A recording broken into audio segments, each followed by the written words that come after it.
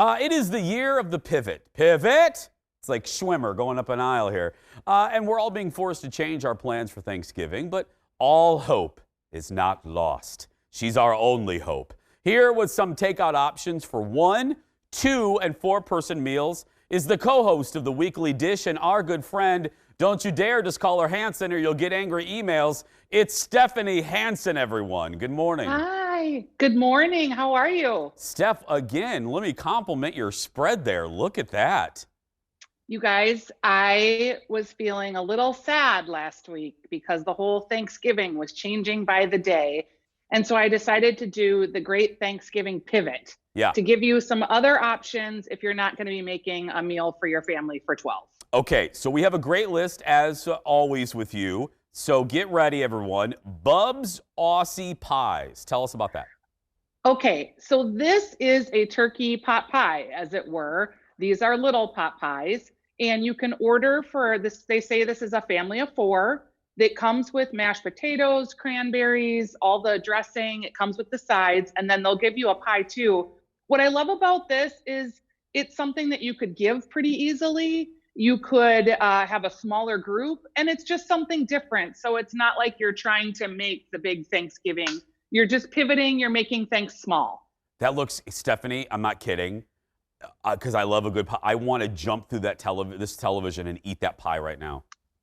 Bub's is a new place. It's in Woodbury, and it's not been open very long. It just opened in the last year, and their pies are fantastic. They're Australian style, so they have a full crust top and bottom, but they're just great. Oh, okay. I'm going there. Okay, Axel's, Mendota Heights.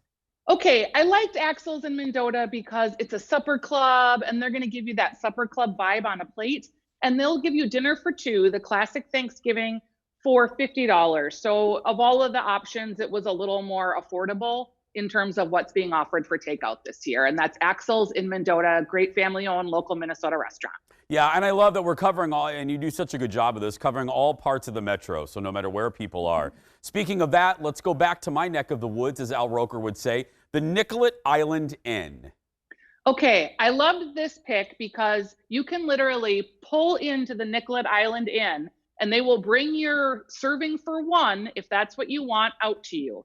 The Nicolet Island Inn is a beautiful hotel, but it's owned by a local family. They do a great job, and it's $59 for 1 person, and they will give you all of the fixings plus the pie, and it's really elevated food. It just feels warm. It feels comforting, and I just think they do a great job. And it's pretty contactless because you literally can just drive right into their parking lot, and someone will come out. And wouldn't you say, Steph, when we're on the other side of the COVID, don't you think Nicolet Island Inn is, just because it is locally owned, that is a great weekend staycation spot for people that if they want to come into Minneapolis, maybe they're going to get tickets to a show when we can have shows again. Don't you think that's a great spot to recommend just generally? I do, and they have a great burger that's kind of a sleeper burger that's in their pub that people don't know about. I also picked it because I think it's a beautiful drive. I think it's beautiful to drive down Main Street, cobblestone streets. I think you just get a feeling of like you're somewhere else, and I love that about the Nicolet Island Inn. The Board Loon. Okay, I'm so excited about this young woman. She is located in Hudson, and she is making these charcuterie for 1 or 2. Don't drop it, Steph. Don't drop it, Steph. No, I'm not going to drop it because it's so pretty. But just like maybe you just skip the turkey altogether and you just do a board and have some wine and a movie. And she will tonight at 5 and 6:30. She's got 2 times that you can sign up for. She will teach you how to do it yourself. So she's got a Zoom class. She'll give you the grocery list. So if you're interested in making boards and you want to learn more about that, it's the Board Loon. She's got a round version too. I just think this is super cute for 1 or 2 if you're just saying to heck with Thanksgiving and I'm doing my own thing. I'm writing that down because I love a charcuterie tray, and that is stunningly beautiful. She's really great. Baltimore. Oh, okay. So I liked Baltimore for 2 reasons. One is they're doing a plate for 1 or 2, but you notice this isn't turkey. Some people don't like turkey. Some people want a big old slab of prime rib, and it's got the hipster carrots. It's a really lovely spread. I'm sorry, wait, I'm sorry.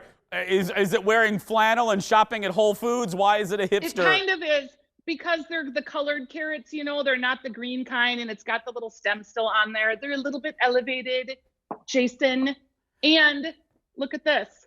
pumpkin cheesecake. I really can't get enough of pumpkin cheesecake, and that can come with your spread. Well, and I think, Jace, I just I say think Baltimore was the last place we ate together before the pandemic. I was just going to say, we don't have a lot of time, but Baltimore, I would sell relatives on eBay for a meal there. It's so good. Finally, Rectangle Pizza. Okay, this is my favorite one. $20. It's called the Thanksgiving leftover pizza. It's got cranberry tots. It's got turkey. It's $20. It comes with a pumpkin Rice Krispie bar. Again, maybe you just say, hey, we're going to skip Thanksgiving this year, and we're going to do a rectangle style, Detroit style pizza for $20. You call in, you pick it up, you cook it at home, you're done. Perfect. We're not done with Stephanie. A little bit later in the show, she's going to be answering your Thanksgiving and food questions in a little bit. But still, only a few days to go until Thanksgiving. Things I don't need to tell you will be much different this year for a lot of folks. But odds are you still have some questions about cooking or anything else related to food. Joining us again, back with us to answer your food questions is Stephanie Hansen. Hi, Steph. Hi, I laughed about your Diane Lane interview. I interviewed her once on the radio, and I was so freaked out. Oh, Steph, Jeff is laughing at me. I'm sweating. My pits are, I'm never, you know me, I'm never nervous. And it would have helped if she would have looked like crap, but she was stunning. Stunning. She's kind of Hollywood royalty. Her and Kevin Costner, I mean, come on. Oh, okay. Anyway, okay, back to the questions. Linda, from our virtual audience, she says, I'd like to send my older son a pumpkin pie and a younger son an apple pie. How do I ship these pies without having a mess arriving at their homes? Good question. Yeah, it is a good question. And there's a service called Gold Belly. It's a national service, but what they do is they contract with local mom and pop places to help them get their products into your hands. So if you have a favorite ice cream shop in Seattle, they'll ship ice cream to you. I've used this service a couple times for my dad who lives in Wisconsin, and I've ordered ice cream. I've ordered, remember when the croissants were all the rage that were like cinnamon rolls?